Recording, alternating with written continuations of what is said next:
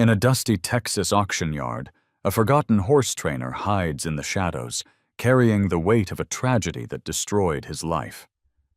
But when a proud millionaire slaps a magnificent stallion as a joke, the horse's response stuns the crowd and awakens ghosts long buried. What unfolds is not just a battle over ownership, but a fight for truth, loyalty, and redemption that no amount of money can buy. The air over Amarillo carried that dry, sharp tang of dust and hay, the kind that clung to your throat and left a bitter reminder of summer. The auction grounds were alive with chatter, bootsteps on wood, the metallic clank of gates swinging open and shut. For most, this was just another Saturday at the Panhandle Stock Horse Auction, but for Eli Turner, standing half-hidden by the shadows of the holding pens, it felt like standing on the edge of a grave. He had sworn never to come back to a place like this. 2 decades had passed since anyone had last seen him inside an arena, since the days when his name meant something, when people whispered about the man who could hear a horse's soul. That was before the fire, before Willow, before silence swallowed him whole. Now he was just a man with weathered hands and boots scuffed down to the leather, working as a handler for a rancher who hardly remembered his name. Yet there he was, leaning against the rough boards, watching the crowd swarm toward the ring as if the entire town had gathered for a glimpse of royalty. The reason for the commotion stepped into the light, led by 2 handlers straining to keep him calm. Iron Creek. The stallion's presence was undeniable, like thunder trapped in muscle and bone. His coat shimmered a deep mahogany, each ripple of muscle beneath it alive with contained power. He didn't prance or rear. He walked with a measured confidence, as though the ground belonged to him. And when the sun cut across his flanks, the whole arena seemed to stop breathing. Eli's chest tightened. That look, those sharp, watchful eyes, black as a midnight storm, he knew them. He didn't know why, but a chill crept down his spine, as though the past had just brushed cold fingers against his shoulder. "Ladies and gentlemen," the auctioneer boomed from his platform, voice slick with enthusiasm, "feast your eyes on the pride of the season, Iron Creek, son of champions bred for legacy, a stallion you'll tell your grandkids about." Applause swelled.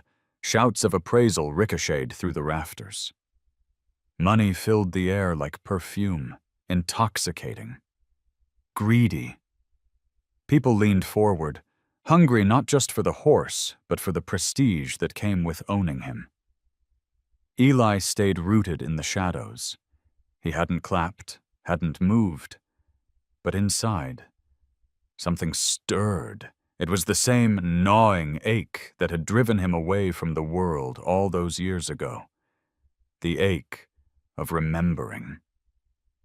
A figure pushed his way through the crowd, drawing eyes the way a spark draws dry grass. Preston Hale, the man looked as though wealth dripped off him like oil. Crisp white shirt, tucked into dark jeans, boots polished to a mirror shine, a smile wide enough to cut. He was the kind of man who lived for an audience, for control, for the pleasure of reminding everyone in the room that nothing was out of his reach. "Fine animal," Preston said, loudly enough for everyone to hear, swaggering toward the horse. "But let's see if he's got some manners." The handlers stiffened. One of them murmured a protest, but Preston ignored it. He reached out with a theatrical flourish and smacked Iron Creek's neck with the flat of his palm. It wasn't hard enough to hurt, but the sound cracked through the arena like a gunshot. Conversations died. Laughter halted. Even the auctioneer stammered into silence. Eli froze where he stood. Every nerve in his body screamed as the memory of firelight and smoke flared in his mind. Iron Creek didn't rear, didn't shy away. Slowly, he turned his head. Those midnight eyes locked on Preston with a focus so sharp, so deliberate, it made the crowd shiver.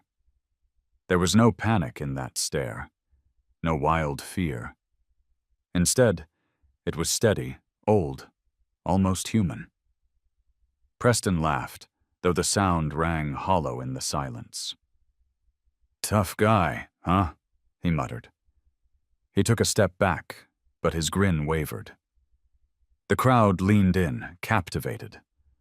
Something had shifted in the space between horse and man, invisible but undeniable, a tension older than the dust beneath their boots. And in that suspended moment, Eli Turner felt the past clawing its way back into the present. He couldn't move, couldn't breathe. All he could see was the glint of recognition in Iron Creek's eyes, the echo of another pair he once knew, the fiery gaze of Willow on the night everything was lost. Eli pressed a hand to the railing, knuckles white. He didn't know what this meant, or why fate had brought him here. All he knew was that something was happening, something that would not let him walk away this time. The arena smelled of sweat, hay, and anticipation, that peculiar mixture found only in places where fortunes were exchanged over bloodlines and muscle. The air was thick with tension after Preston Hale's hand cracked against Iron Creek's neck.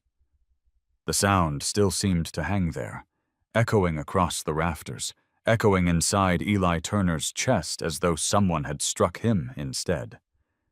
Every voice in the arena had died out at once. It was as if even the ceiling fans stopped their hum for a heartbeat. Boots scuffed nervously on the floor, the handler's grips on the stallion's reins tightened, and somewhere a camera shutter clicked, trying to capture what had just happened. But Iron Creek stood unmoving. He did not rear back or lash out, nor did he cower. He simply turned his head, a slow, deliberate motion, and his eyes locked onto Preston with an intensity that pinned the man in place.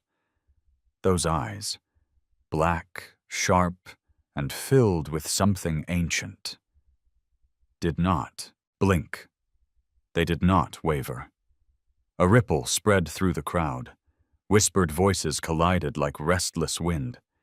Some faces registered shock, others awe, and a few glanced toward Eli, though he remained hidden in the half-shadows by the pens.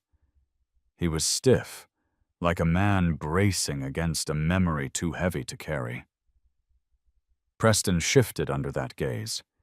He tried to smirk, puffing out his chest, as though daring the animal to do more.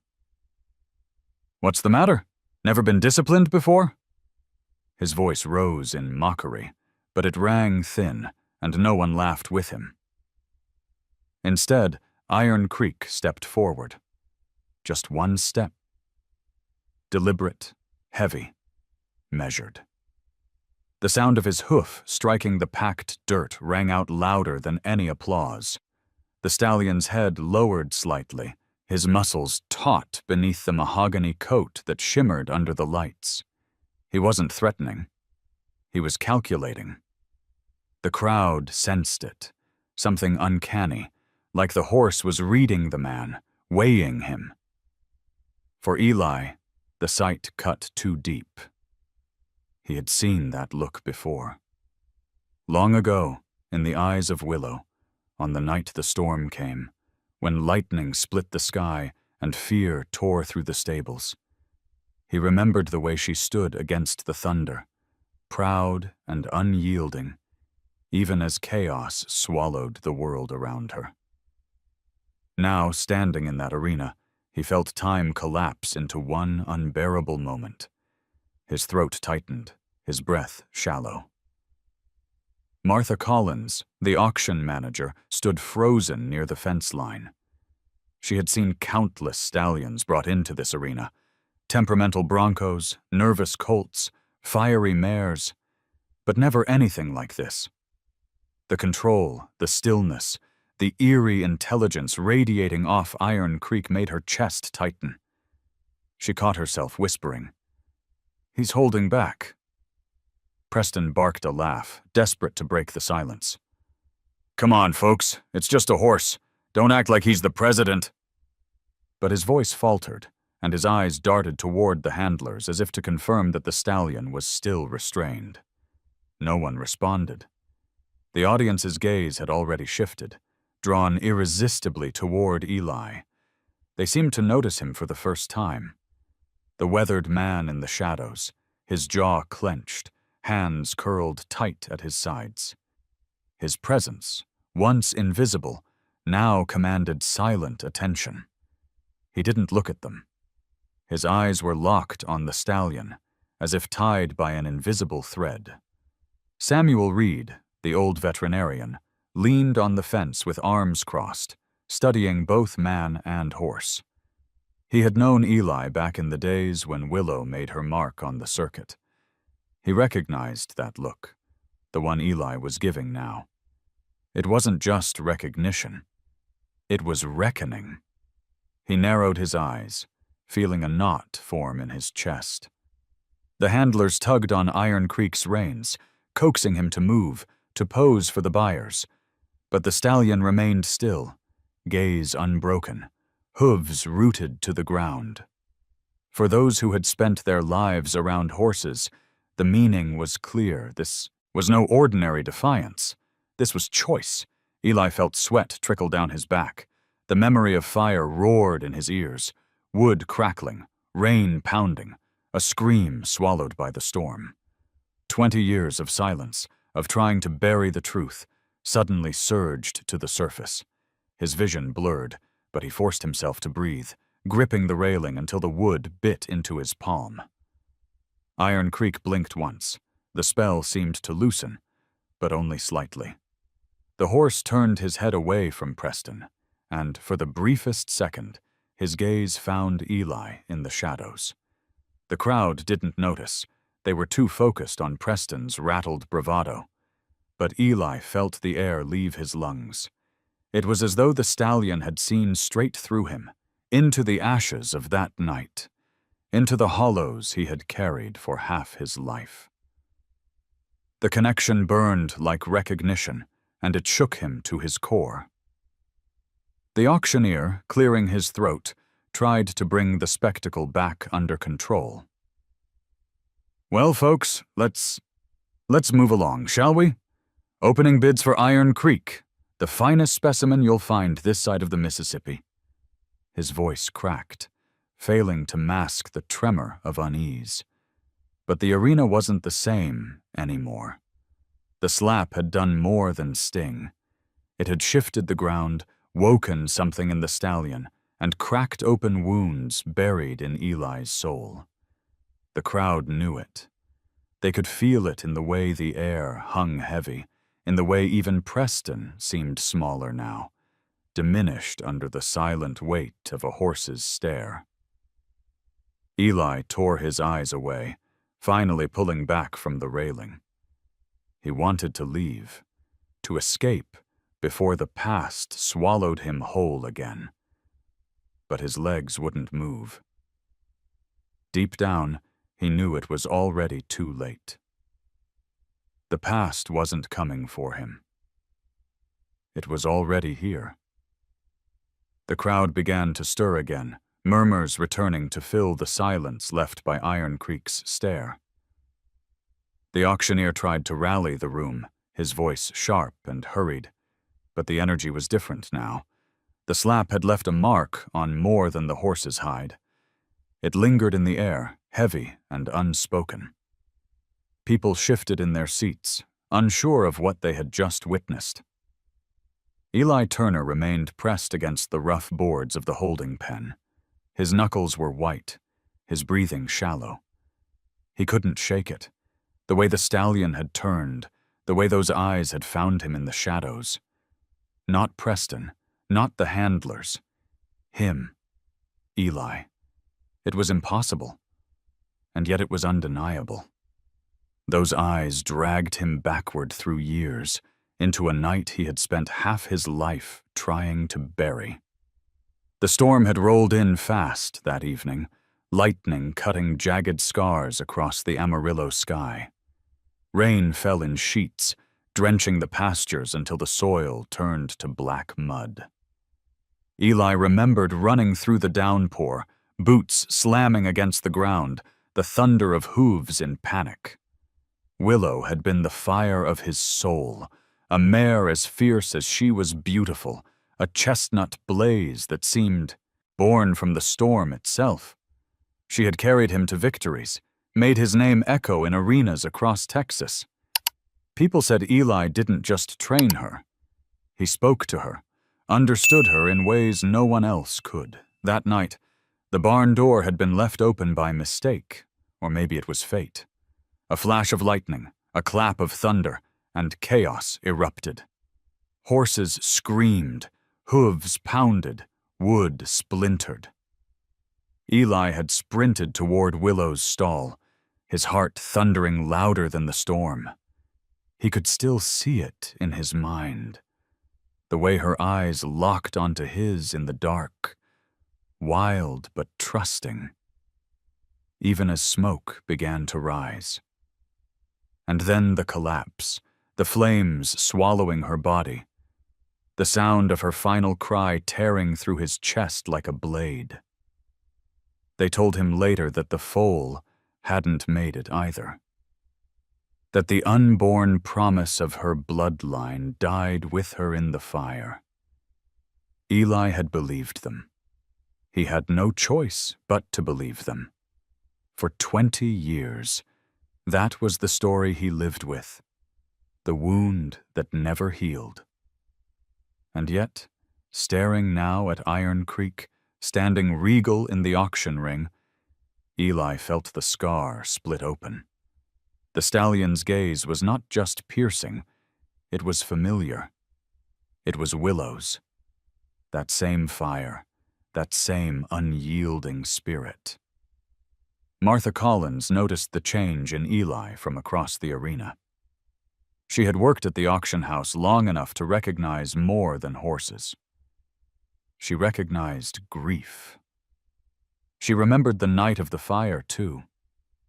She had been younger then, a junior handler, helping to drag half-mad horses into safety, while Eli fought like a man possessed to reach Willow. She had seen him after, kneeling in the rain beside the smoldering ruins, soaked and silent, broken. Now, seeing his shoulders tense, his eyes locked on the stallion, she knew something had cracked open again. Preston, oblivious to the storm inside Eli, strutted along the edge of the ring with his usual arrogance. He grinned at the murmuring crowd, eager to pull their attention back to himself.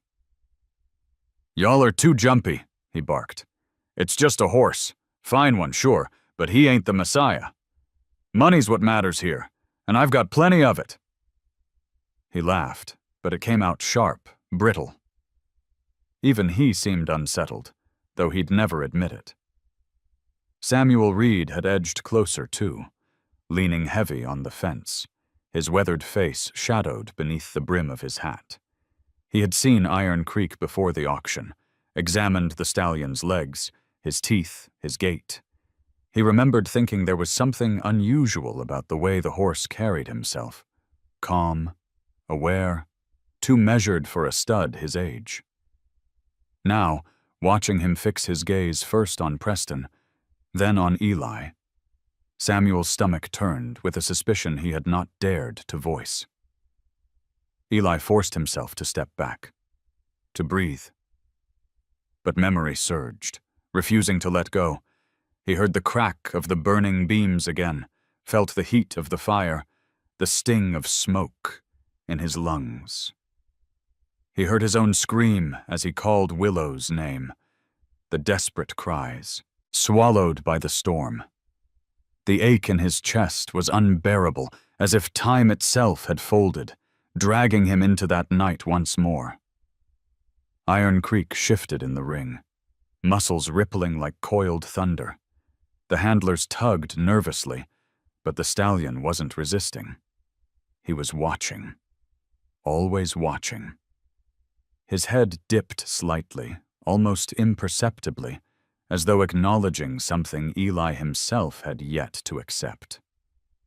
The crowd didn't know what to make of it, but Eli did.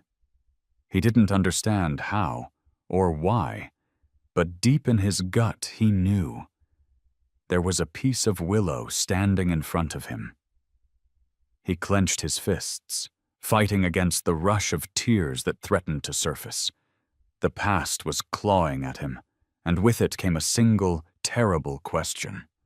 Could the story he'd lived with for 20 years have been a lie? Could the foal have survived?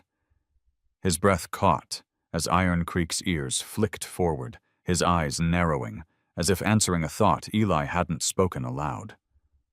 Around them, the auction continued, voices rising again with bids shouted across the arena, numbers tossed like weapons. But for Eli, the noise faded into nothing. It was just him and the horse, bound by an invisible thread of memory and recognition. And in the depths of those dark eyes, Eli felt the weight of everything he had lost, and the faint, dangerous flicker of hope he had long ago sworn he would never feel again. The tension in the auction hall lingered long after the bidding had resumed. Though voices rose and numbers were shouted, the energy was restless, unsettled, as if every person present had witnessed something they could not name, but could not ignore. Eli Turner remained at the edge of the pens, half hidden, his gaze never straying far from Iron Creek. Each flick of the stallion's ear, each shift of his weight, sent echoes through Eli's chest, stirring ghosts he thought he had buried forever. Preston Hale, however, thrived in the attention. He strutted back to the front, tipping his hat to the crowd as though he had orchestrated the silence himself. His grin stretched wide, showing white teeth against tanned skin, a man drunk on his own performance. "Don't get spooked," he called out, his voice booming against the rafters. "A stallion like that needs a firm hand. You let them forget who's boss, they'll walk all over you." Some chuckled nervously, eager to fall back into the rhythm of spectacle, but most remained quiet, their eyes flicking between Iron Creek and the man who claimed to command him. The stallion had resumed his still, deliberate stance, head slightly lowered, muscles coiled like springs. Every movement radiated power restrained, a storm waiting behind calm skies. Preston's display had unsettled him. Yes, but not in fear. Something else, something no one there quite understood. Preston didn't notice, or refused to. He waved at the auctioneer to continue, leaning close to whisper in his ear, loud enough for those nearby to catch a word or two, guaranteed, no limit, he's mine. Money wasn't a barrier for Preston. He bought what he wanted because it pleased him to do so. Horses, land, oil fields, even people's silence, everything had a price, and he enjoyed paying it, if only to remind others that he could. Eli's stomach knotted. He had known men like Preston before, swaggering, arrogant, blind to the soul of the animals they paraded. But there was something sharper in Preston's gaze, something vengeful. This wasn't just about owning a horse, this was about control.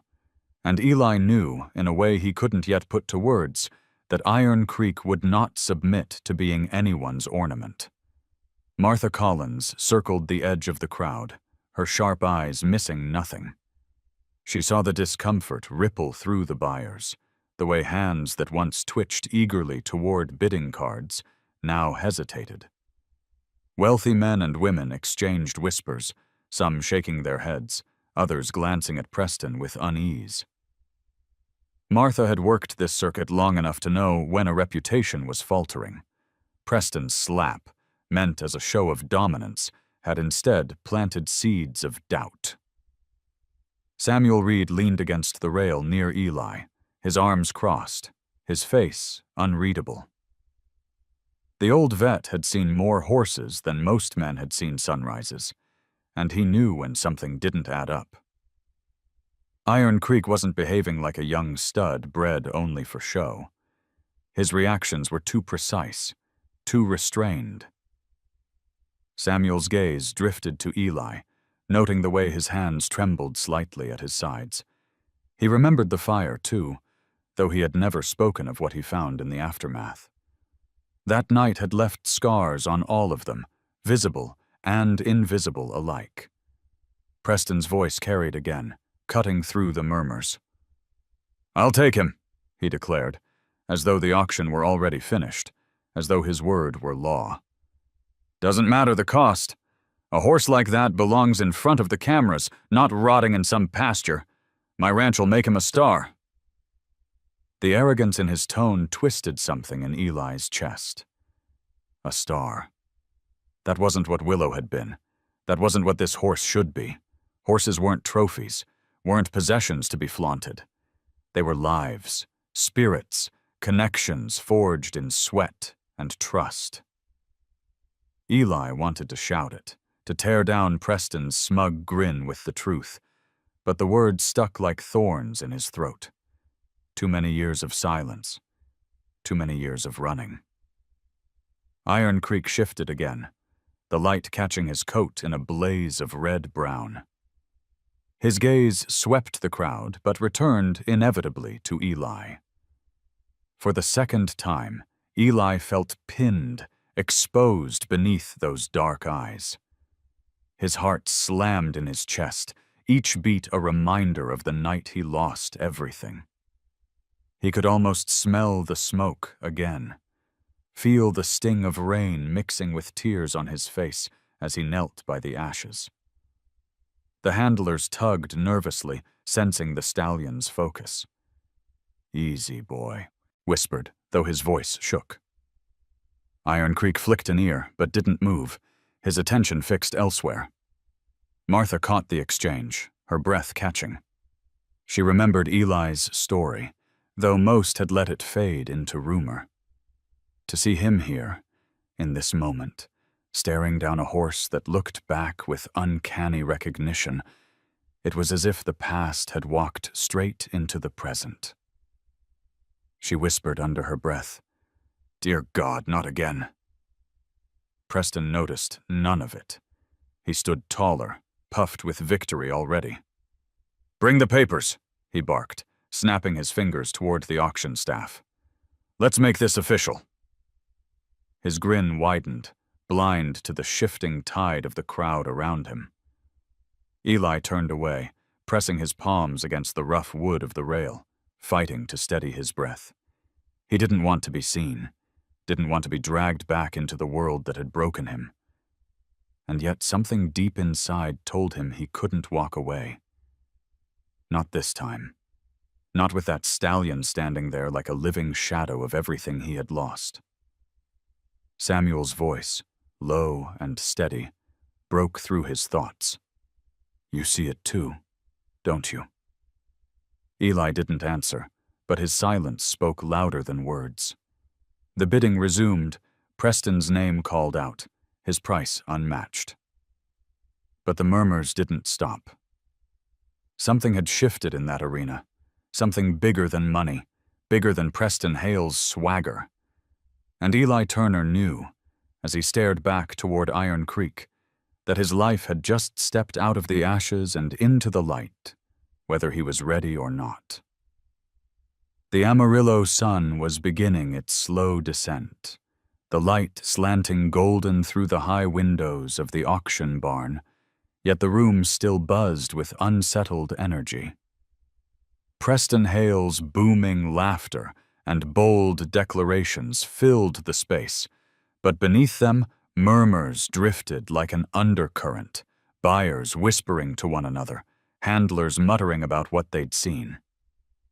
Iron Creek stood quietly in his pen, every muscle taut with restrained power, his ears twitching at the sounds, but his eyes fixed somewhere else, somewhere only he seemed to understand. Martha Collins slipped away from the commotion, her sharp eyes scanning the tack room where the horse files were kept. As the manager of the auction, she had handled hundreds of registrations over the years, and she prided herself on knowing the details of each animal that passed through her hands. But something about Iron Creek's papers had nagged at her since the first time she'd seen them. Too neat, too clean, as if someone had scrubbed the story of his bloodline until there was nothing left but empty names and blank spaces. She pulled the thin folder from the drawer, her hands trembling slightly. The official documents listed a sire from a well-known Oklahoma stud farm, but there was no dam listed, no breeding record, no dates that lined up with the usual protocols. Horses of this caliber had lineages that were cataloged meticulously, each birth registered, each mare documented. This one read like a ghost. Martha frowned, flipping through the pages again and again, her lips pressing tighter with each pass. It was a puzzle where all the edge pieces were missing. Samuel Reed found her there, hunched over the papers, a crease between her brows. The old veterinarian's boots scuffed against the wooden floor as he entered, leaning heavy on his cane. "Found something?" he asked, though his voice carried the tone of a man who already suspected the answer. Martha lifted her head, her eyes shadowed. "These records don't make sense. It's like someone built a bloodline out of smoke. No dam listed, no foaling record. Just gaps." She handed the folder to him. Samuel took it, his rough fingers tracing the lines of type, his jaw tightening. "I've seen this before," he said after a long silence. "Back when folks wanted to hide where a horse came from. Private deals, unrecorded births.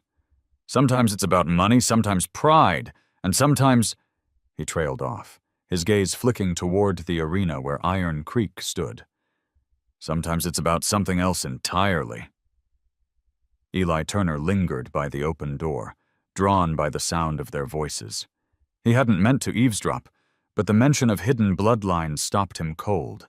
His hand rested against the frame, rough palm pressed hard, as if the wood might hold him upright. "What are you saying?" His voice was quiet, strained, but it carried enough weight to draw both Martha and Samuel's eyes. Samuel studied him for a long moment before answering. "I'm saying this horse didn't just appear. Someone wanted him hidden, and someone wanted him here."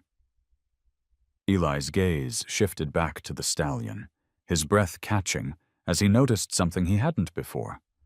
Along Iron Creek's left hind leg, just above the fetlock, a faint scar curved like a crescent.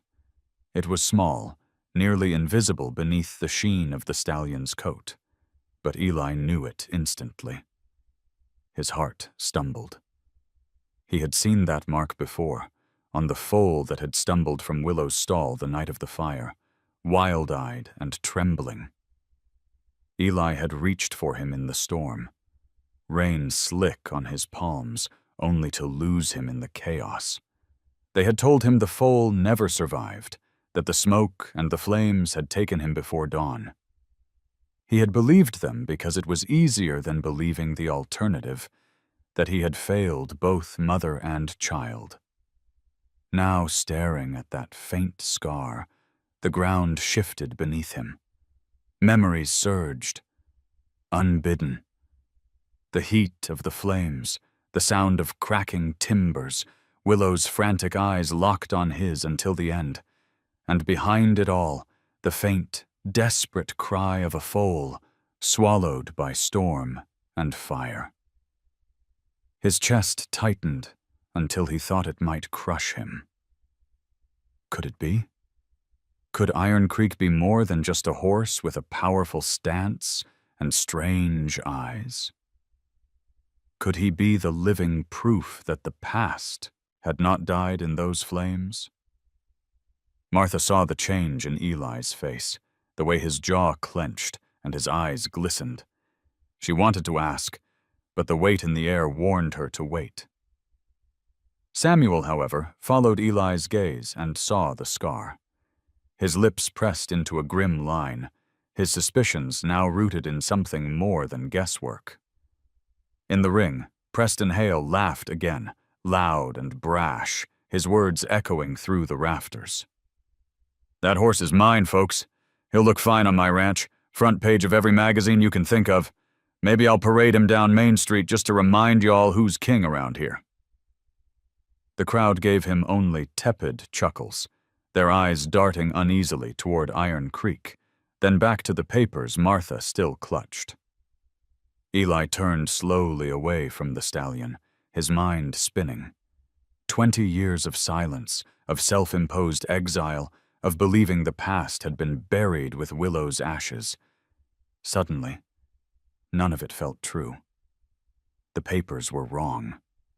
The scar was real, and the stallion's eyes, steady and unyielding, seemed to whisper a truth Eli wasn't ready to face. Martha closed the folder with a snap, her voice low but firm. "This horse carries a history, Eli. Maybe yours. Maybe more. But one thing's certain. It's not the history Preston Hale thinks he bought." The words hung heavy in the tack room, echoing louder than Preston's bravado out in the arena. For the first time in 2 decades, Eli felt the faint, terrifying spark of hope. And with it came fear. Fear that the truth, once unearthed, might undo him all over again. The barn was quieter than the arena, the sounds of bidding and chatter muffled by thick wooden walls, and the smell of hay, leather, and horse sweat. Eli Turner lingered near Iron Creek's stall long after most of the buyers had drifted toward the food stands outside. His boots pressed into the packed earth, his hat low over his eyes, but his stillness carried a tension so heavy it seemed to thrum in the air. The stallion stood just beyond the bars, breathing slow and steady, his breath fogging the slats of light spilling through the cracks in the boards. Eli had told himself he wouldn't get close, that he would keep his distance. Yet here he was, pulled forward as though the horse had lassoed him with nothing but his gaze. He reached out, hesitant, his calloused hand hovering inches from the iron bars. For a moment he froze, unsure if he could bear what he might feel. But then Iron Creek moved. The stallion shifted one heavy step closer and lowered his head until the warmth of his muzzle brushed against Eli's knuckles. The touch was light, but it jolted through him like lightning. Eli closed his eyes, breath catching in his throat, and memory swelled around him. Willow, pressing her nose into his chest after a long day of training. Willow, pawing at the earth impatiently before a race. Willow, staring at him in the fire, her eyes fierce even in the face of death. Now, in this barn, the same energy poured from Iron Creek's quiet, deliberate gesture. "You know me," Eli whispered, before he realized the words had left his mouth. His voice was ragged, more prayer than statement. Iron Creek's ears flicked, his dark eyes steady, and for a heartbeat Eli swore the stallion understood. Martha Collins appeared at the end of the aisle, her arms full of stray tack she had been gathering. She slowed when she saw them, her chest tightening at the sight. The man who had disappeared into the hills 2 decades ago was now standing close enough to touch the very thing that had broken him. She stepped lightly, not wanting to disturb the fragile moment, but her breath escaped in a hushed whisper. "Lord, he's holding back." Samuel Reed joined her, leaning heavy on his cane, his eyes narrowed with the sharpness of someone measuring not just the animal, but the man before him. He had seen hundreds of trainers lose themselves in grief, but Eli's collapse had been different. It wasn't just the loss of a horse, it had been the loss of purpose, of identity. And now, standing in front of Iron Creek, Eli looked like a man teetering on the edge of rediscovering both. The stallion huffed softly, shifting his weight but not breaking contact. His nostrils flared, his breath hot against Eli's skin, and the faintest tremor passed through the man's hand. Eli swallowed hard, his throat working against the tide of emotion that rose up, unrelenting. Martha spoke gently, her voice carrying across the aisle. "He isn't like the others, Eli. You feel it too." She said it not as a question, but as a fact, her eyes darting between the scar on Iron Creek's leg and the look on Eli's face. Eli didn't answer. His jaw tightened, his lips pressed into a thin line. The silence between him and the horse was louder than words. Iron Creek stepped forward again, his forehead brushing against the bars, pressing lightly as if asking Eli to close the distance. And Eli, against every instinct of self-preservation he had built for 20 years, leaned in. The warmth of the stallion's presence filled him, easing the cold ache he had carried since the night of the fire.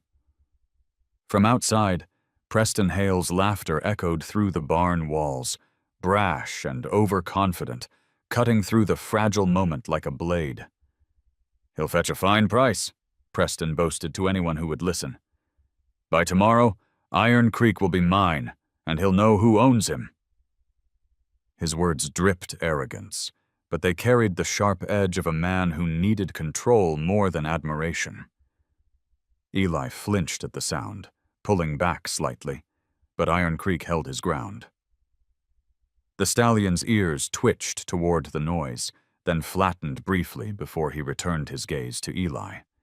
That steady, knowing look told more than any record or pedigree could.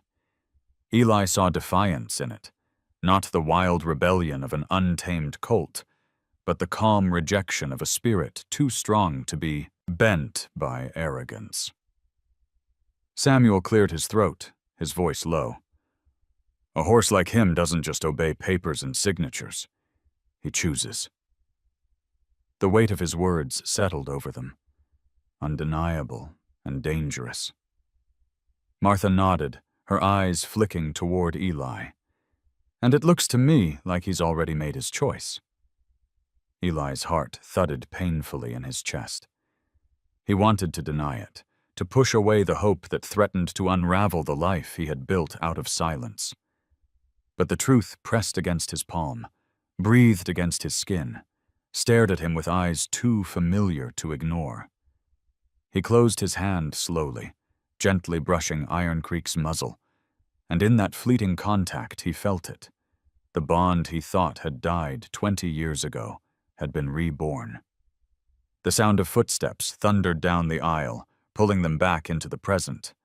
A handler hurried past, glancing nervously at the trio before disappearing into the tack room.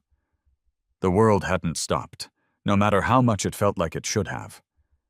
Preston's voice roared again from outside, demanding signatures, demanding attention. Martha's lips thinned as she looked at Eli.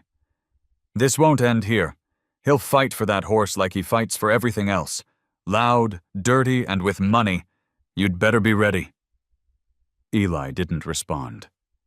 He kept his eyes on Iron Creek, the stallion's steady gaze anchoring him in place. For the first time in decades, he felt the stirring of something other than grief.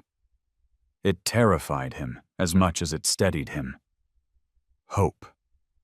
Iron Creek snorted softly, his breath warm and damp against Eli's hand, and the world seemed to fall silent around them once more. The night stretched long over Amarillo, the neon lights outside the auction barn humming faintly, while voices inside still buzzed with speculation. The slap had become more than an ugly moment. It was a story already spreading across the grounds, whispered with unease, carried by every buyer who had seen the way Iron Creek looked back at Preston Hale. And yet Preston, drunk on his own bravado, saw none of it. He paced the manager's office like a restless bull, his polished boots striking the floor in sharp, arrogant rhythm. "Sign the papers," he barked, slapping a hand against the counter where the auction staff shuffled uneasily. "You all know who I am. I don't wait, and I don't haggle. This horse is mine." His voice rose until it rattled the glass panes in the door. "Tomorrow he'll be standing on my land, a hale stallion. And you'd better believe the world will see him." Martha Collins lingered near the doorway, her lips pressed into a thin line. She had seen Preston's type before. Men who believed money gave them the right to own anything that caught their eye. But this was different. The way he had hit Iron Creek, the way the stallion had answered him with silence and defiance, it wasn't just arrogance anymore. It was a threat, a promise of how the horse would be treated. Martha's gut told her Iron Creek would be broken, not trained, and she refused to let that thought rest. Out in the barn, Eli Turner stayed near the stall, his hat shadowing his face. The handlers had already turned in, leaving the aisles quiet except for the restless shifting of horses. Iron Creek stood calm, but his eyes followed every sound, ears flicking toward the office where Preston's voice thundered. Eli could feel it too, the storm of greed gathering outside these walls. He reached through the bars, his hand brushing against the stallion's neck, and whispered under his breath, "I won't let him take you. Not like this." Samuel Reed entered the barn quietly, his cane tapping against the ground, his gaze sharp even in the dim light. He stopped beside Eli, watching the way Iron Creek leaned into his touch, calm and steady. "That horse has made his choice," Samuel murmured.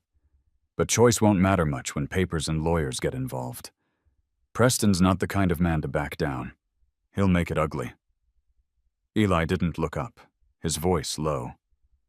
"Then maybe it's time someone stood in his way." Samuel studied him for a long moment, the weight of old memories in his eyes. He thought of Willow, of that night when rain and fire had mixed in the air, when Eli had lost everything, and Samuel had turned his back on a truth too heavy to carry.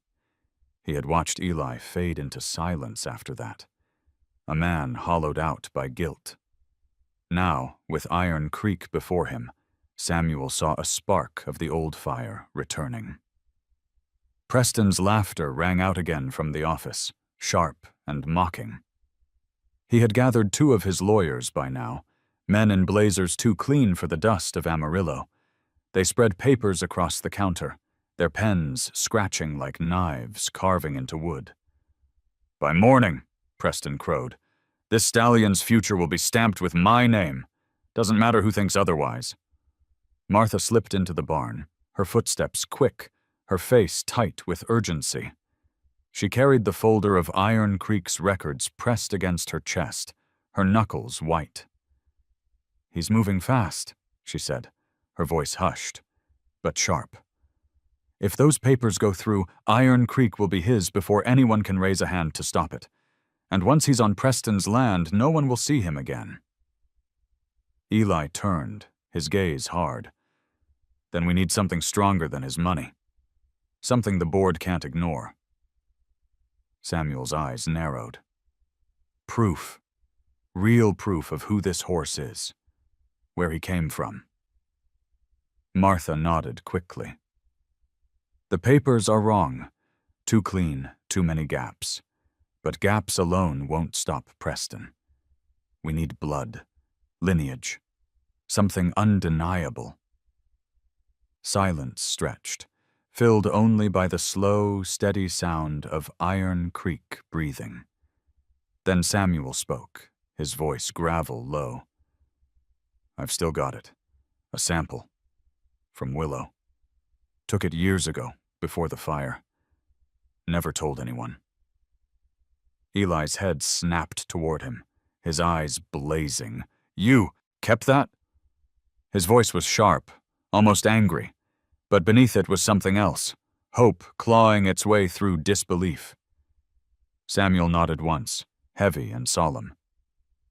"Locked it away. Thought it might matter someday. Guess that day's here? Martha's breath caught, her fingers tightening around the folder. If we can test it against Iron Creek, then we'll know, Eli finished, his voice quiet but trembling with weight. He turned back to the stallion, his hand resting against the strong curve of Iron Creek's neck. The horse shifted closer, his warmth seeping into Eli's bones. For the first time in 20 years, Eli felt not just the ache of loss, but the pulse of possibility. Outside, Preston's voice rose in triumph, sealing his scheme with the ink of greed. Inside the barn, in the dim light and silence, another plan began to take shape. A plan born not of money or arrogance, but of truth. And Eli knew, deep in his chest, that the battle for Iron Creek had only just begun. The morning broke gray over Amarillo, clouds hanging low as if the sky itself carried the weight of secrets. The auction grounds were quieter than the night before, but unease still lingered in the air. Buyers drifted around the pens with their coffee, voices low, stealing glances at Iron Creek whenever they thought no one was watching. The stallion had become more than an animal overnight. He had become a symbol of something unspoken, a mystery that hummed beneath every conversation. Eli Turner had not slept. He sat on an overturned bucket outside Iron Creek's stall, his elbows resting on his knees, his eyes red-rimmed but sharp. He had kept watch through the night, listening to the horse shift and breathe, each sound echoing against the hollow places inside him. He couldn't shake the way Iron Creek had leaned into him, the way the stallion's gaze had reached places no human word ever could. It was too much like Willow, too much like the life he had lost in the fire. Martha Collins arrived with her usual brisk step, though her face was drawn with fatigue.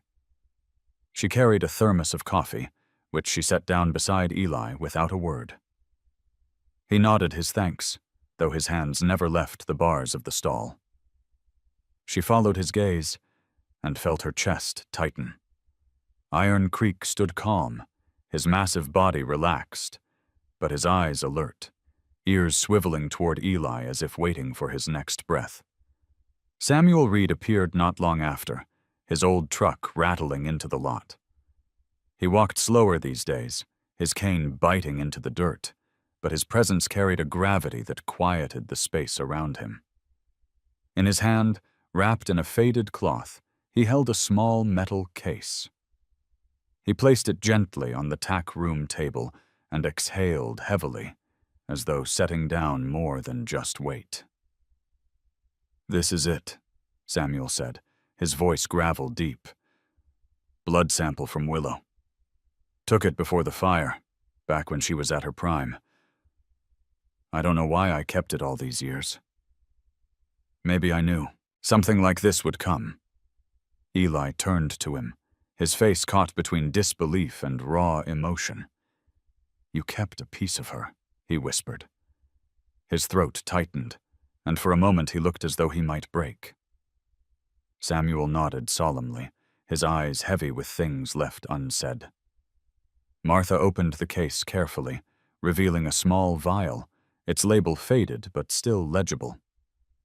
Inside, the blood had darkened with age, yet it represented more than science. It was memory captured, proof of a life that still pulsed through Eli's veins every time he remembered Willow's gallop, her fierce eyes, her wild spirit. "We'll need a fresh sample from Iron Creek," Samuel said, pulling a small kit from his bag. His hands, though aged, moved with the steady precision of a man who had done this countless times. "Hair, blood, doesn't matter. The lab can run it against Willow's." Eli stepped into the stall slowly, his movements measured, careful not to startle the stallion. But Iron Creek didn't shy away. Instead, he lowered his head, as if inviting Eli closer. The trust in the gesture stole Eli's breath. He stroked the stallion's neck, murmuring softly, and when Samuel approached with the kit, Iron Creek stood still, calm as stone. A few strands of hair were clipped, a small sample of blood drawn. The horse didn't flinch. The three of them stood in silence as Samuel sealed the samples and placed them carefully into a padded envelope. It was more than a simple act. It felt like sealing a question that had haunted 20 years of Eli's life. The possibility that this stallion was not just a horse, but a legacy reborn, pressed down on them with a force stronger than the storm clouds above. Martha crossed her arms, her voice low. "We'll send it express. There's a lab in Dallas that handles equine genetics. They'll have results within the week." Eli stared at the envelope as though it contained his soul. His chest rose and fell with heavy breaths. "A week," he muttered. It sounded both too short and unbearably long. Samuel placed a hand on his shoulder, his touch firm. "The truth's coming, Eli. Whatever it is, you'll finally know." Before Eli could answer, Preston Hale strode into the barn, his presence loud and invasive. He wore a fresh suit despite the dust, his boots gleaming, his smile sharp. Two of his lawyers trailed behind him, clipboards in hand. Preston's eyes swept the stall and landed on Eli with mocking delight. "Well, look who decided to crawl out of the shadows," Preston drawled. "Funny seeing you here, Turner. Thought you gave up on horses after that little tragedy of yours." His grin widened. Cruel. "Guess some ghosts never quit haunting." Eli stiffened, his jaw tight, but Iron Creek shifted closer to him. A wall of muscle and presence between man and millionaire. Preston chuckled at the sight. "Don't go getting attached. Papers are nearly finished. By the end of the day, he's mine. You can watch him shine on my ranch from whatever hole you call home." Martha stepped forward, her voice steady. "Auction rules don't give you ownership until registration is verified. And this horse's paperwork has gaps, serious ones." Preston waved a dismissive hand, sneering. "Paperwork's just ink. Money talks louder, and I've got more than enough of it." Samuel's eyes narrowed, his voice cold. "Money can't buy blood." Preston laughed, though unease flickered briefly in his eyes. "We'll see about that." He turned sharply, striding back out of the barn, his lawyers following like shadows. Silence returned, heavy and suffocating. Eli leaned against the stall, his hand resting on Iron Creek's strong neck. The horse pressed back gently, steady, grounding him. For the first time in 2 decades, Eli let himself feel it fully. Not just grief, not just guilt, but the fragile thread of hope. The truth was coming, carried in the envelope that would soon be on its way to Dallas. And when it arrived, everything would change. The clouds that had been gathering over Amarillo all day finally broke after sundown. Thunder rolled low across the plains, and sheets of rain slanted through the air, drumming against the tin roof of the auction barn. The smell of wet earth and lightning seeped inside. And for Eli Turner, the storm was no longer just weather. It was memory clawing its way back into the present. He sat on a wooden crate outside Iron Creek's stall, his elbows braced against his knees, his eyes fixed on the horse in the dim lantern light. Each rumble of thunder seemed to echo that night 20 years ago, when fire and storm had converged to tear his world apart. The memory was merciless. Willow's cry, the collapse of burning beams, the rain-soaked soil turning black beneath his knees. He had replayed it endlessly, torturing himself with the belief that if he had run faster, shouted louder, fought harder, He might have saved her. The guilt had become a second skin, one he could never shed. Now, as the barn trembled with the weight of the storm, Iron Creek stepped forward, his hooves striking the straw with calm deliberation. He lowered his head, pressing his muzzle softly against Eli's shoulder. The touch was warm, steady, grounding. Eli closed his eyes, the dam inside him threatening to burst. He hadn't cried in years, hadn't allowed himself that weakness. But with Iron Creek leaning against him, the tears came unbidden, sliding hot down his weathered cheeks. "You feel it too," Eli whispered hoarsely, his voice cracking against the roar of thunder. "Don't you? You know." His hand trembled as he brushed the stallion's neck, the mahogany coat slick with sweat, and rain dampness carried on the air. Iron Creek's eyes, deep and unyielding, reflected the lantern light like embers burning steady in the dark. Martha Collins entered quietly, her coat pulled tight against the rain. She paused at turn. The sight of Eli, shoulders hunched, the stallion pressed close to him. It was a picture she had never thought she'd see again. The broken trainer, and the kind of horse that could remind him who he once was. Her throat tightened, but she said nothing, letting the silence hold its weight. Samuel Reed arrived not long after, his hat dripping with rain. He leaned heavily on his cane, watching from a distance. He knew storms like this could reopen wounds deeper than flesh. He had carried his own share of ghosts, but Eli's had been heavier than most. Samuel saw it now, the way Eli's body sagged beneath the burden of remembering. The way Iron Creek seemed to bear part of that weight simply by standing near. The storm raged, lightning slicing the sky open, thunder shaking the ground. The horses in other stalls shifted nervously, some pawing, some snorting, but Iron Creek remained steady, his presence like a pillar in the chaos. Each time thunder cracked, his ears flicked, but his body stayed calm, as though he had known storms before and understood their language. Eli's thoughts unraveled with every roll of thunder. He remembered the night of the fire more vividly than he had in years. He remembered the frantic scramble to open gates, the acrid smoke that clawed his lungs, the orange glow that painted Willow's mane like molten copper. He remembered the flash of a foal stumbling in the dark, its thin legs slick with rain, a cry so faint he thought he'd imagined it.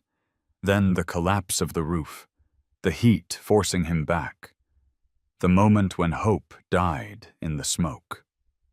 But now, staring at Iron Creek, that memory refused to end where it always had. For the first time, it lingered. On the possibility that the foal hadn't perished, that somehow he had slipped free into the night. Eli gripped the bars of the stall, his breath shuddering. The scar on Iron Creek's leg was proof enough to tear his certainty apart. Martha approached slowly, placing a steadying hand on Eli's arm. "He's not just another stallion," she said softly, her eyes never leaving Iron Creek. "Whatever Preston thinks he's buying, it isn't the truth. There's more here, Eli. You know it." Eli swallowed hard, unable to answer. His chest heaved with the storm of emotion inside him. The guilt, the grief, the fragile bloom of hope, all of it warred within him until he thought he might collapse. Samuel finally stepped forward, his voice low and firm, cutting through the thunder. "I saw that foal the night of the fire, not clearly, but I heard him. Crying, coughing. I never told you, Eli. I didn't want to give you hope if it wasn't real.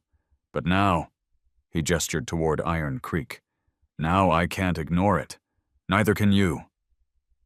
Eli turned slowly, his eyes burning with unshed tears, his voice barely audible. And if it's true, if he's hers, then I've spent 20 years living a lie. Iron Creek shifted again, his head lowering until his forehead pressed against Eli's chest. The weight of the gesture nearly undid him. Eli clutched the stallion's mane, his body trembling as though holding on to something too big to bear. Outside, the storm roared, rain hammering the roof like fists, but inside the stall, a different silence took hold. A silence thick with recognition, with the unspoken bond of man and beast. The hours dragged, the storm refusing to relent. Martha dozed in a chair, Samuel sat with his cane across his lap, and Eli remained rooted to the stall, unwilling to move. Iron Creek never left his side. When dawn finally broke, pale light spilling across the soaked earth, Eli looked into the stallion's eyes and whispered words that had lived inside him for 2 decades. I thought I lost you. The storm had passed, but the reckoning it carried had only just begun. The days after the storm carried a strange stillness, as if the land itself was holding its breath. Mud clung to boots and wagon wheels around the auction grounds, and the sky remained heavy with clouds that threatened more rain but never delivered. Yet beneath that calm, tension rippled through every corner of Amarillo. Word had spread about Preston Hale's slap, about the stallion that had stared him down and chosen silence instead of fear.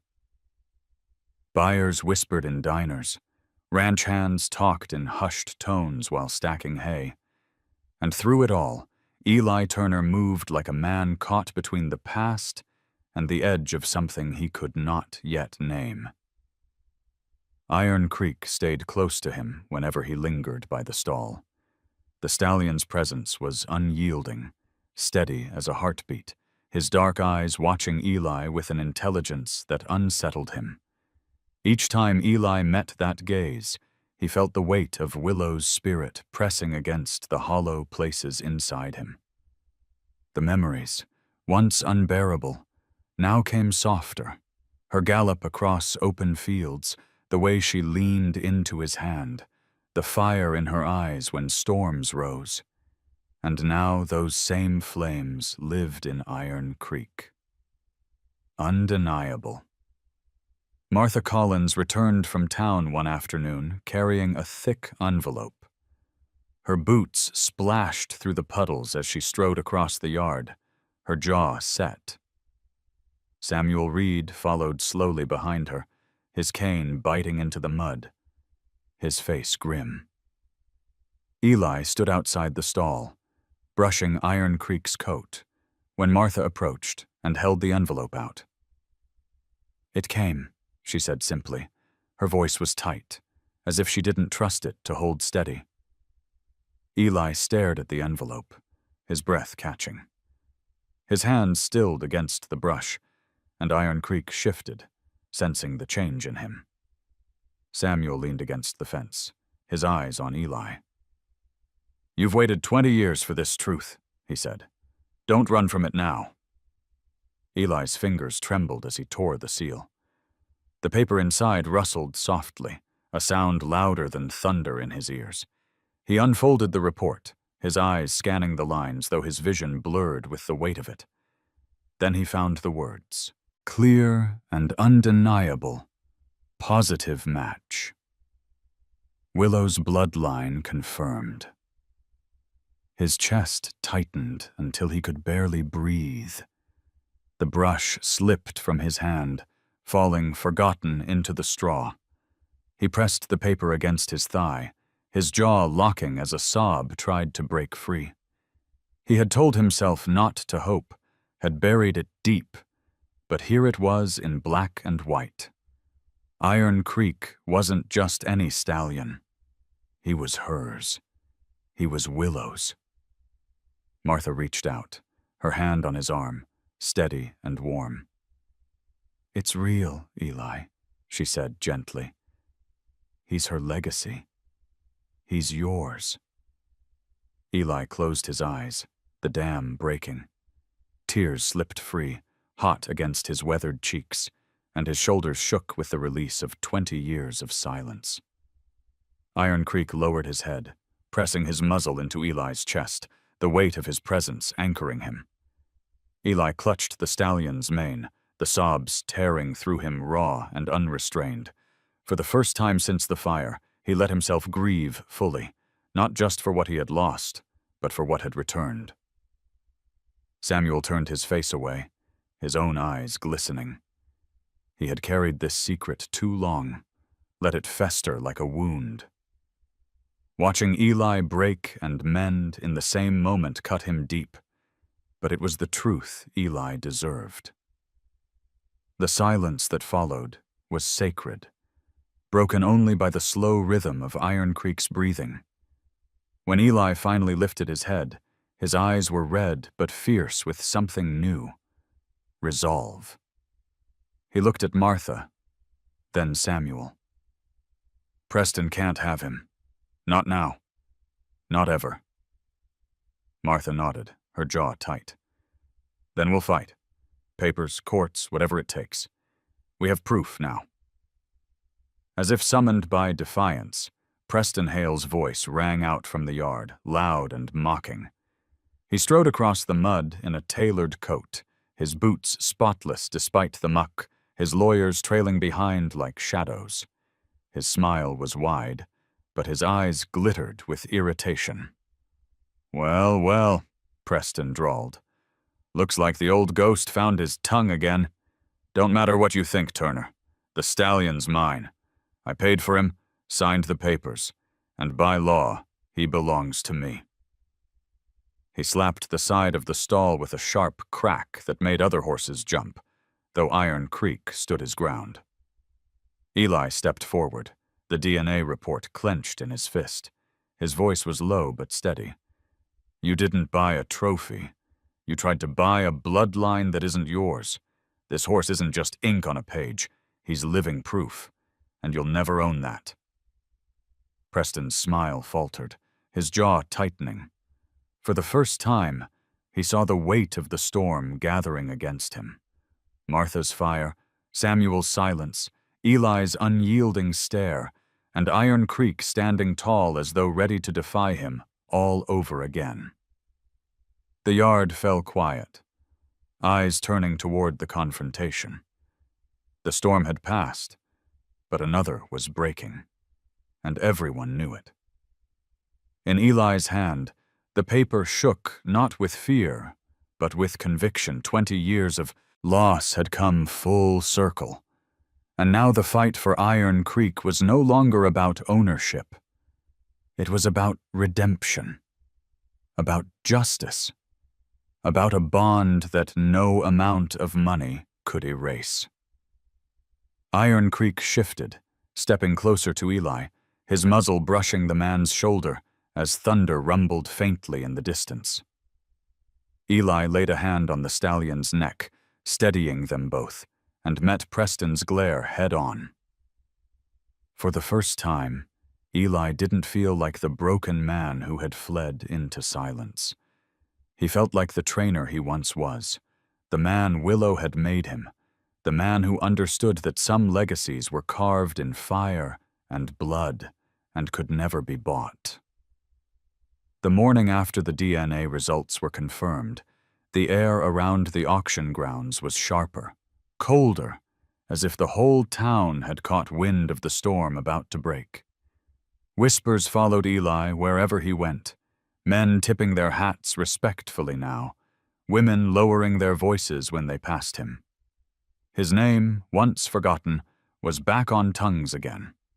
Not because of his past failures, but because of Iron Creek. The stallion had become the center of a story no one could ignore, and in that story, Eli Turner was no longer just a ghost. But for Preston Hale, whispers cut deeper than knives. He had strutted into Amarillo to make a spectacle of power, and instead, he had become the subject of ridicule, Some mocked him behind his back. Others snickered outright when he passed. A millionaire slapped a horse, and the horse made him look small. It was humiliation that money couldn't buy off, and Preston's pride burned hotter than any fire. He sat in the office of his temporary ranch house outside town, a glass of bourbon sweating in his hand while two lawyers spread papers across the table. Their suits looked too clean for Texas, their voices precise and cold as they explained his options. "Ownership was transferred at the moment of purchase," one lawyer said, tapping a contract with a polished finger. "The DNA test complicates things, yes, but legally the stallion was auctioned under your name. The board has little choice but to honor that." Preston leaned back in his chair, his smirk returning, though his eyes gleamed with fury. "So Turner and his little friends think they've got a chance with a lab report? Let them try. This is America, gentlemen. Paperwork wins, not fairy tales about dead horses and miracles." He raised his glass in a mock toast. "By the time I'm done, that stallion will be grazing on my land and Turner will crawl back into the hills where he belongs." But Preston underestimated how much the crowd had already turned against him. Back at the auction grounds, buyers gathered in groups, murmuring about what they had seen. They spoke of the stallion's eyes, of the way he pressed against Eli's chest like a son returning home. It wasn't just spectacle anymore. It was a legend in the making. The story spread faster than contracts could be stamped. Inside the barn, Eli stood brushing Iron Creek's coat, his hand steady though his mind churned. The stallion leaned into the strokes, calm, as though he understood the fight building outside these walls. Martha paced nearby, her boots scuffing the dirt. "He's coming for him, Eli. Preston won't stop until Iron Creek is locked behind his fences." "I know," Eli said, his voice low, rough with fatigue but unyielding. "But he doesn't understand. This isn't about papers. It's about blood, about choice." His eyes flicked toward the stallion, whose ears twitched at his words. "And Iron Creek has already chosen." Samuel Reed entered, his face lined with worry. He carried a folded letter, word from the auction board. "They're calling a hearing," he said, handing it to Eli. "Preston's filed for possession. He claims you're interfering with his property." Martha swore under her breath. "That snake moves fast." Eli unfolded the letter slowly, his eyes scanning the lines. His jaw tightened as he read the date. 3 days. 3 days until the board would decide Iron Creek's fate. He folded the paper again, tucking it into his jacket. His hand lingered there, pressing against the weight of it as if it were pressing against his heart. "I won't let him take him," Eli said finally. The words came out steady, almost like a vow. That evening, the sun bled red across the horizon, casting long shadows over the pens. A crowd had gathered, drawn by rumor, by the sense that history was being written before their eyes.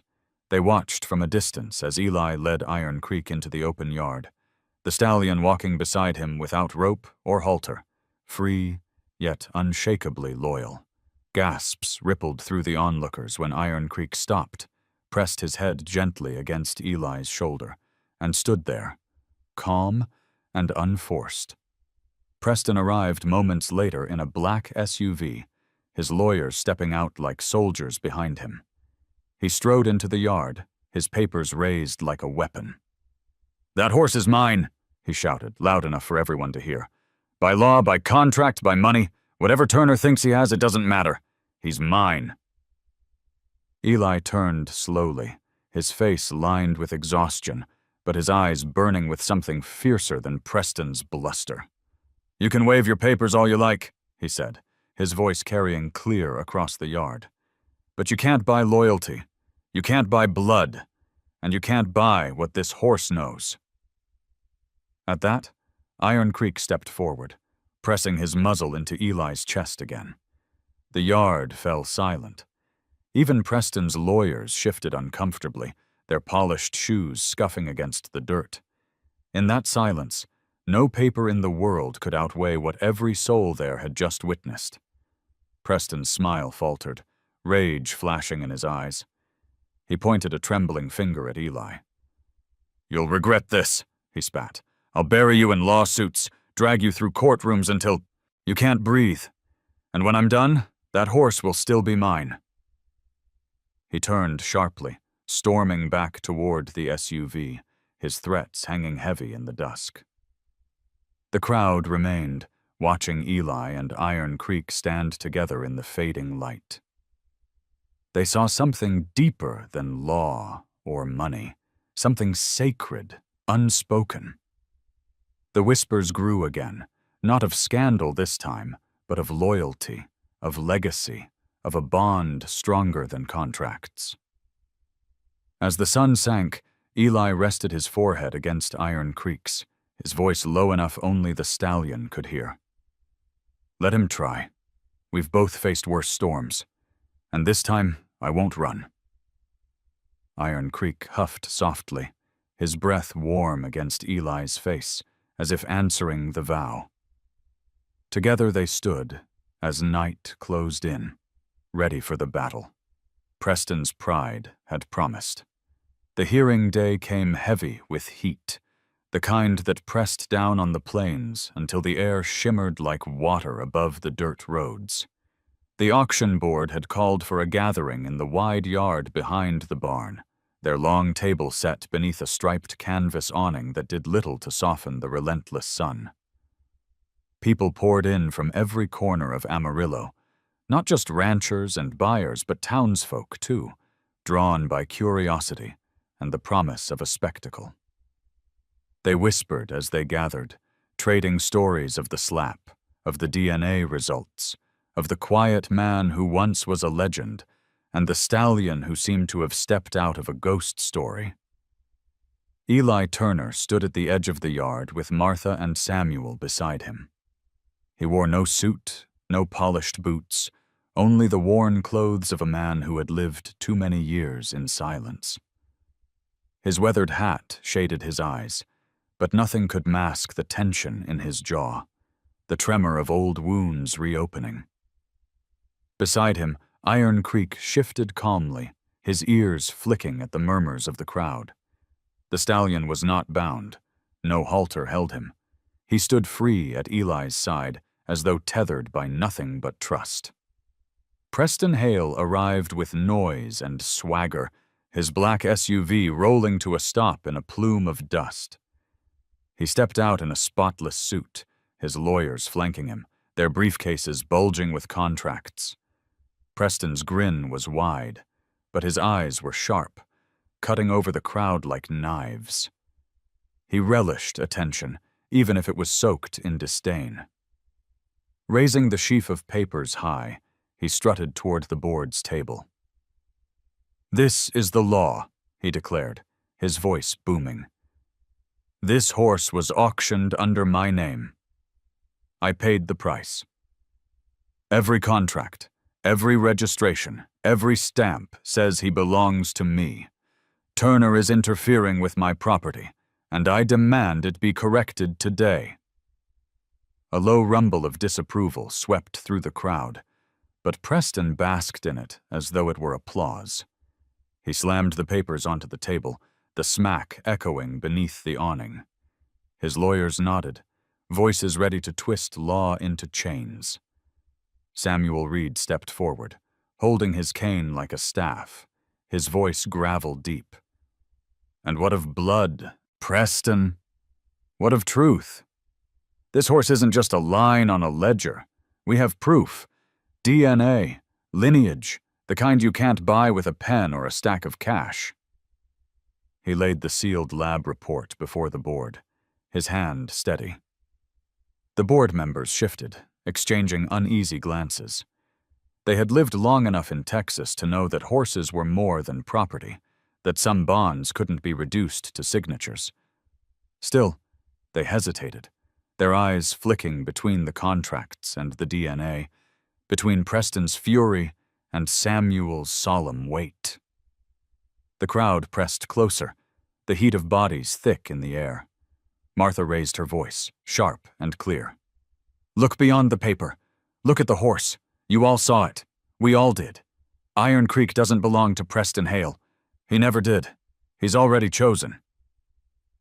At her words, silence fell. Every eye turned toward the stallion. Iron Creek lifted his head, nostrils flaring, the light catching his coat in a blaze of mahogany. He looked first at Preston, who sneered and reached out a hand as if to claim him. For a moment, the yard seemed to hold its breath. Then Iron Creek moved. Slowly, deliberately, he turned from Preston and walked across the yard, hooves striking the earth with measured rhythm. He crossed the space between arguments and papers, between past and present, until he reached Eli. There, before everyone, the stallion pressed his head into Eli's shoulder, his weight leaning into the man as though sealing a vow. The gasp from the crowd was like a wave breaking. Murmurs rippled, hands clutched hats, eyes widened. It was more than spectacle. It was a choice, undeniable and unforced, witnessed by all. Eli's chest tightened, his hand rising to rest against the stallion's neck. The warmth, the strength, the trust, he felt it surge through him, burning away 20 years of silence. He lifted his head and met Preston's glare. "You can buy contracts," Eli said, his voice carrying steady and strong. "But you can't buy loyalty. You can't buy a soul. This horse is not yours, and he never will be." Preston's face flushed red, his jaw working furiously. He snatched the papers from the table, waving them in the air. "This is the only truth that matters," he shouted. "Ink, law, money." His voice cracked as the crowd's murmur rose, drowning him out. The board president cleared his throat, his hand trembling slightly as he spoke. "We'll review both claims, but what we've seen today cannot be ignored." His gaze flicked to Iron Creek, still pressed against Eli. "This is not a matter we can decide in haste." Preston cursed under his breath, snapping at his lawyers to gather the papers. He stormed back toward the SUV, his threats loud enough for all to hear. "This isn't over, Turner. I'll see you in court, and I'll bury you in it." But no one was listening to him anymore. The crowd was fixed on Eli and Iron Creek, the man and stallion standing as one. In the hush that followed Preston's departure, people began to clap. Hesitant at first, then stronger, a tide of sound that rolled across the yard. It was not just for the horse, not just for the defiance. It was for a man who had once been broken, now standing whole again, with the past alive at his side. Eli lowered his forehead to Iron Creek's, whispering words only the stallion could hear. "Thank you." His voice cracked, but his spirit did not. The choice had been made, and it carried more power than any contract Preston Hale could ever wield. The dust had barely settled after the hearing when Samuel Reed lingered alone near the back of the barn, his weathered hands gripping the head of his cane as though it were the only thing keeping him upright. He had watched the stallion choose Eli in front of the crowd, had seen the hush fall when Iron Creek pressed his head against the man's shoulder. It should have been enough. But Samuel knew the truth was not finished yet. Too many years of silence pressed against his chest like stones, and he could no longer carry them. Eli was brushing Iron Creek in the stall when Samuel approached. The barn was quiet, lit only by lantern glow, the rest of Amarillo having turned in for the night. Martha had gone to speak with the auction board, leaving Eli and the stallion in rare solitude. Samuel cleared his throat, and Eli turned, his brow furrowing at the sight of the old vet standing stiff in the doorway. "You got something to say?" Eli murmured, not unkindly. Samuel shifted, his eyes lowering to the dirt. "More than I ever told you. More than I should have kept." He moved closer, each step deliberate, his cane striking the ground like a drumbeat. "About that night, the fire." Eli stiffened, the brush pausing in his hand. The word alone was enough to claw open the scars that never fully healed. Iron Creek shifted, sensing the change, his ears flicking. Eli steadied himself with a slow breath. "What about it?" The silence stretched until Samuel's voice cracked under its weight. "The foal. Willow's foal.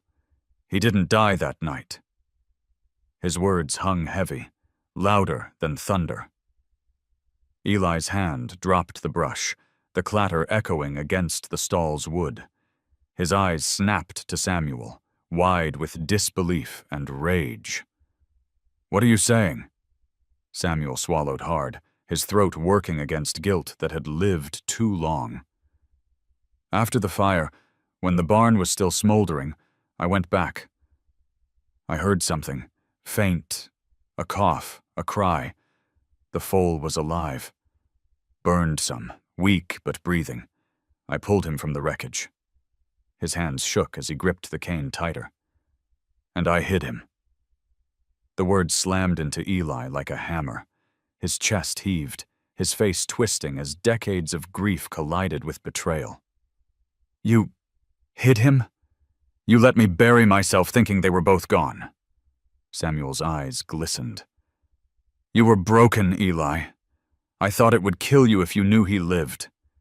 We weren't speaking. Then. I was angry, bitter, jealous maybe of what you had with Willow. I told myself it was mercy, keeping him away. But the truth is, it was pride. Pride and fear." He shook his head, shame heavy in his voice. "I sent him away, to a contact in Oklahoma. Told them to hide the lineage, to keep him off the records. And that foal grew into the stallion standing in front of you now."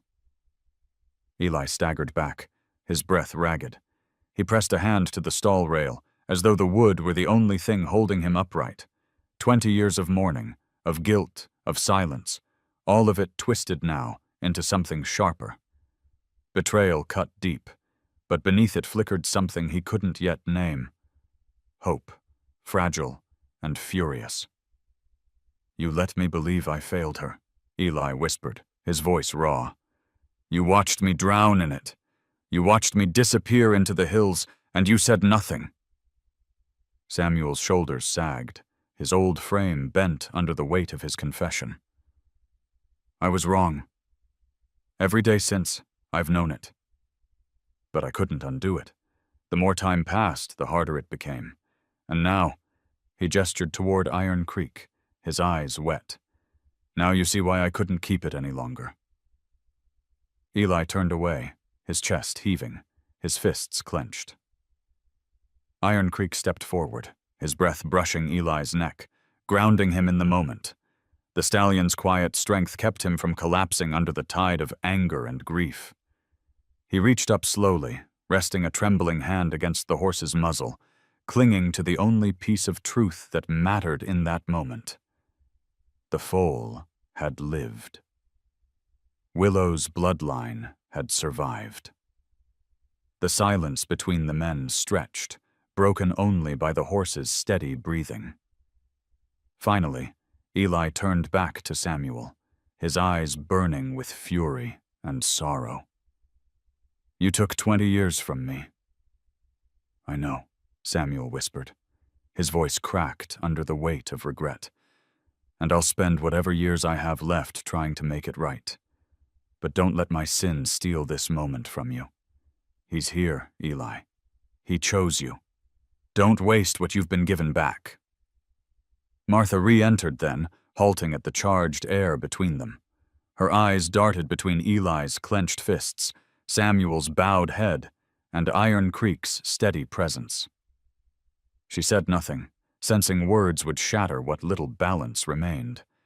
Eli lowered his gaze, his voice rough as gravel. "This changes everything."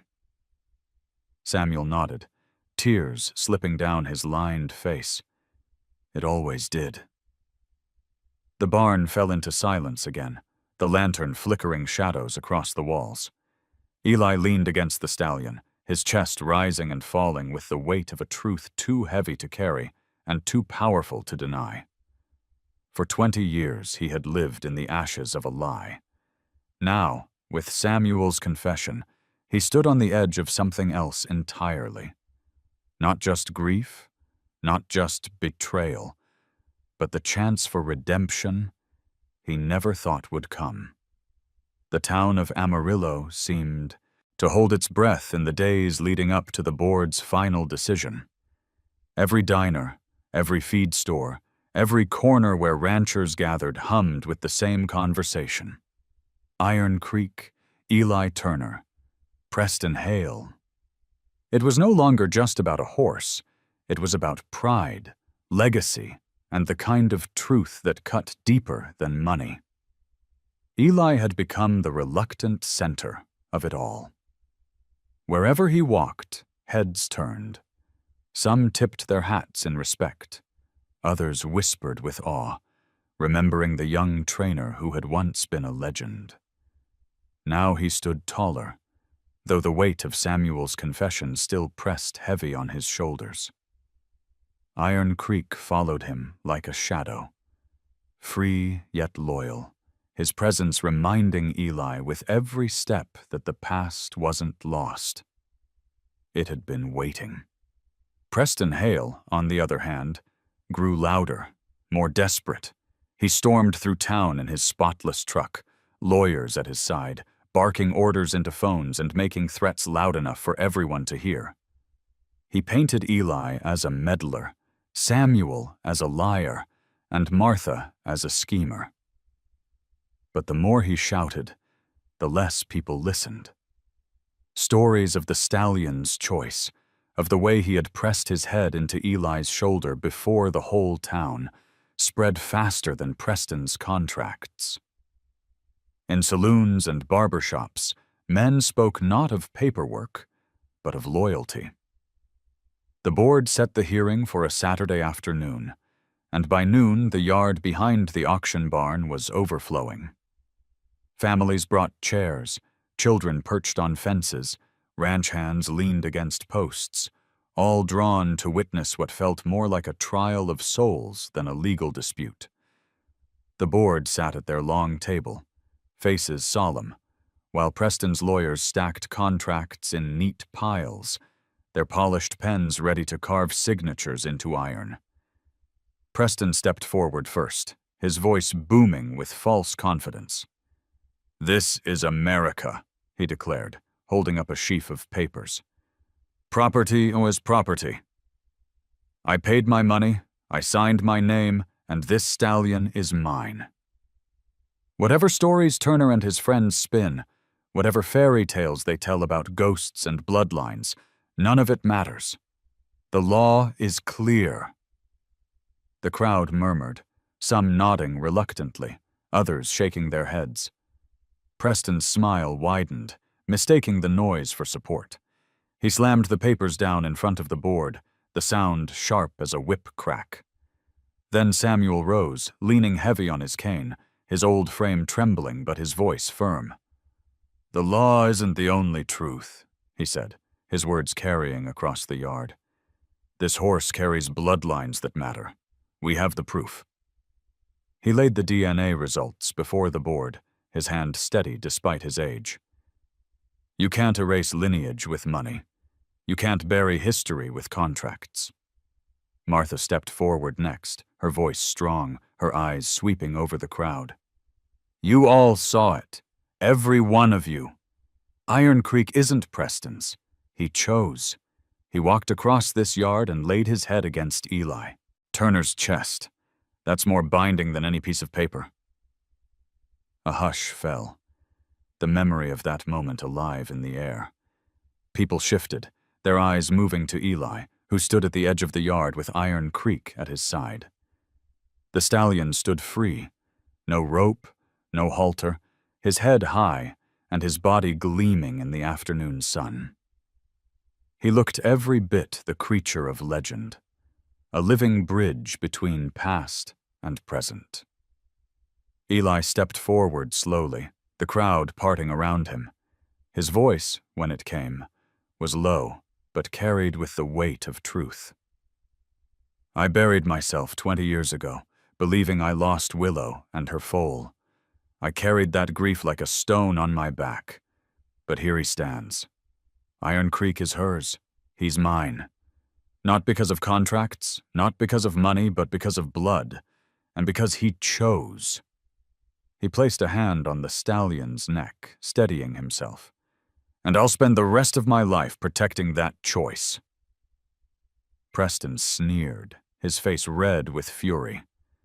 Dramatic words from a washed-up trainer, he spat. But drama doesn't win cases. Paper does. And I have the only papers that matter. The board members looked uneasy, caught between law and something far older. They whispered among themselves, their eyes flicking from Preston's contracts to the stallion standing calm at Eli's side. The silence grew heavy, every ear straining to hear their verdict. Then, as if sensing the weight of the moment, Iron Creek stepped forward. The stallion moved into the center of the yard, his hooves striking the dirt in slow, deliberate rhythm. The crowd held its breath as he turned, not toward Preston, who waited with an outstretched hand, but toward Eli.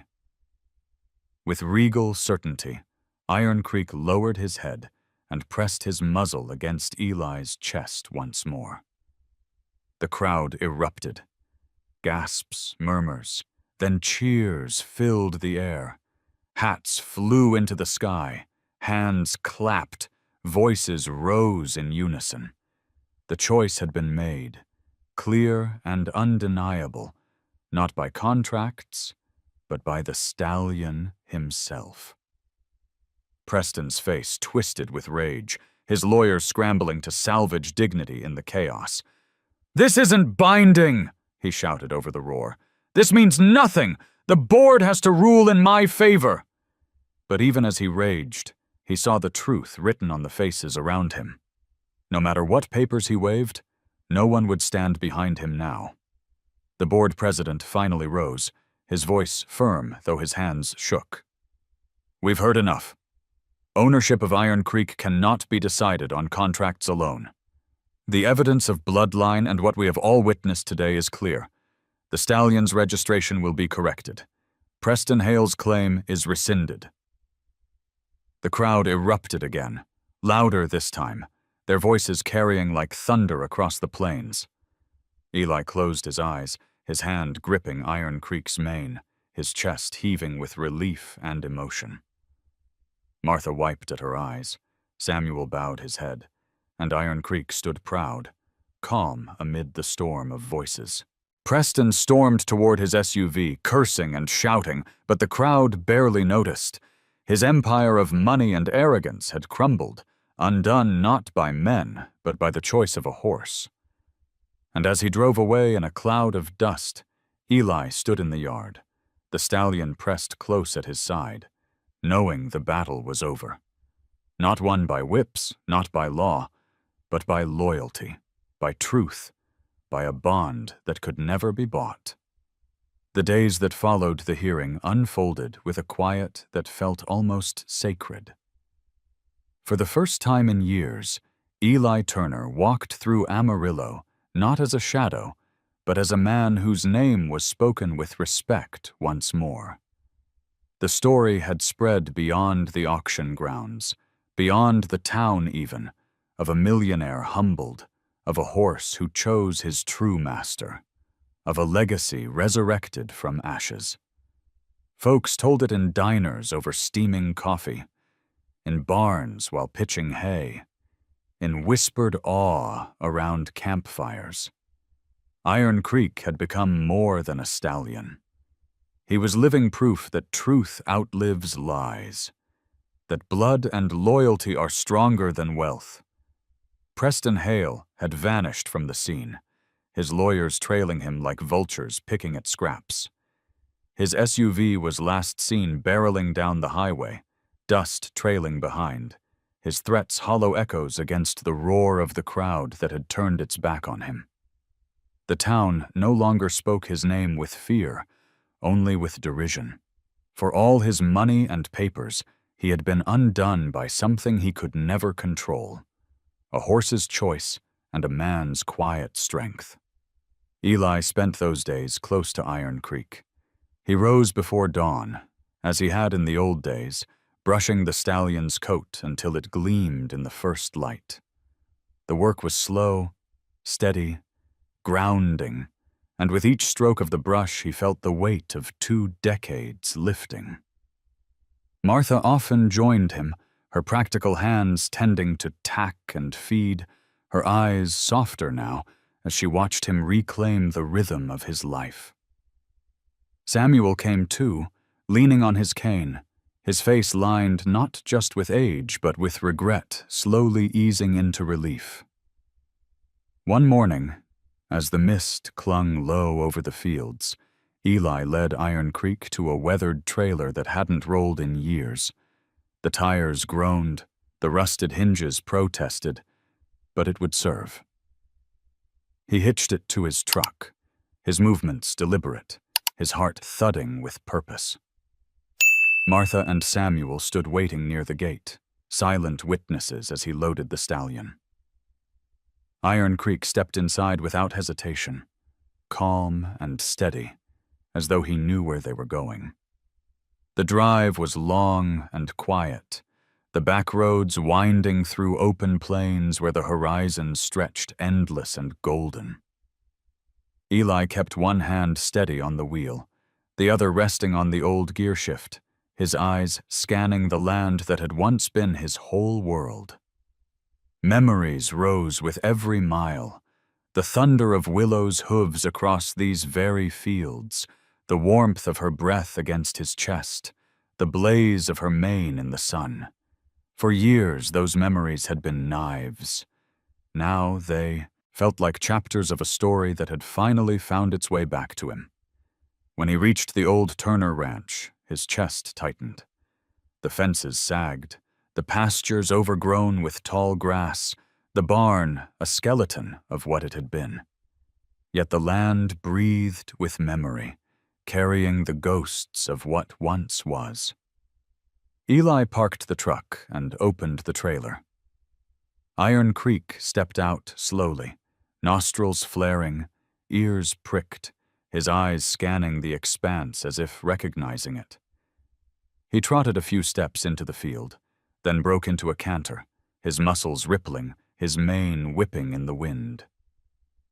Eli watched with a lump in his throat as the stallion moved across the land like a flame reborn.